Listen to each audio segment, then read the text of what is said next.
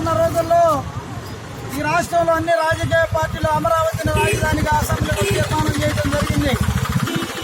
అయితే మరి అమరావతి ఈ రాష్ట్రంలో వైఎస్ఆర్సీపీ అధికారంలోకి వచ్చిన తర్వాత అమరావతిని ముక్కలు చేయాలని, అమరావతిని వినాశనం చేయాలనే ఉద్దేశంతో ఈ రాష్ట్ర ప్రభుత్వం కంకణం కట్టుకున్న సందర్భంగా అమరావతి ప్రాంత రైతులైతేనేమి, ఆ ప్రాంత ప్రజలైతేనేమి, ఆంధ్ర రాష్ట్ర ప్రజలైతేనేమి ఉద్యోగ బంధాలు ఈ రోజున 300 రోజులు పూర్తయిన సందర్భంగా నారా చంద్రబాబు నాయుడు గారి ఆదేశానుసారం మరియు నియోజకవర్గ ఇన్ఛార్జ్ తెలుగుదేశం పార్టీ ఇన్ఛార్జ్ అయినటువంటి కాండవరెడ్డి ముఖ్యమంత్రి సూచనల మేరకు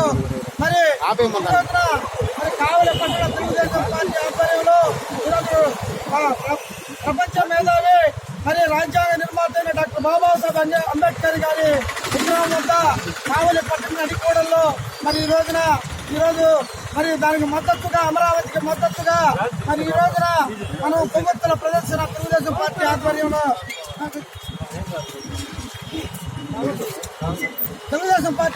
కొవ్వొత్తుల ప్రదర్శన నిర్వహించడం జరుగుతూ ఉంది.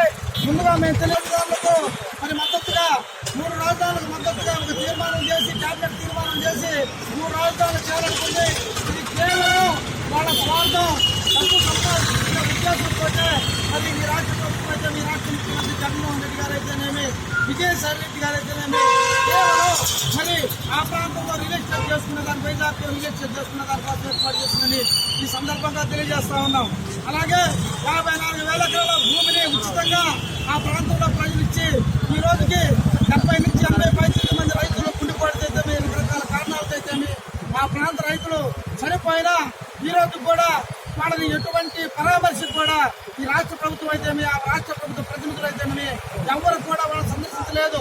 అంతేకాకుండా ఈ రోజున అమరావతికి, ఈ రాష్ట్రానికి మొత్తానికి మధ్యలో ఉంది, రోడ్ కనెక్టివిటీ ఉంది, అలాగే నది ఉంది, అలాగే మనకి ఎయిర్పోర్ట్ ఉంది, మంచి రైల్వే స్టేషన్, భారతదేశాన్ని మొత్తాన్ని కలిపి ఒక రైల్వే స్టేషన్ ఉన్నప్పటికీ కూడా దాన్ని విచ్ఛిన్నం చేయాలనే ఉద్దేశంతో ఈ రాష్ట్ర ముఖ్యమంత్రి కేవలం దాని మీద ఒక కులమంత్రం వేసి ప్రజల మొత్తాన్ని కూడా సర్వనాశనం చేయాలని నిర్ణయించుకున్నాడు.